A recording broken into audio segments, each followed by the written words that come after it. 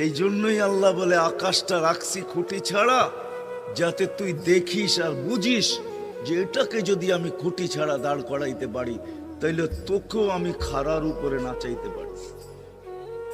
তোর বাবা দরকার ছিল বিশাল সূর্যটাকে যদি আমি মহাশূন্যের ভিতরে রাইখা যদি আমি এটাকে ঘন্টায় 6 লক্ষ কিলোমিটার বেগে যদি দৌড়াইতে পারি, যেটা তোদের দুনিয়ার থেকে 13 লক্ষ গুণ বড়, আমি আল্লাহ যদি এটা পারি, তাহলে তোর মতো 3.5 একটা মানুষ, 6 ফিট 6.5 ফিটের একটা মানুষকেও আমি বাধ্য করতে পারি।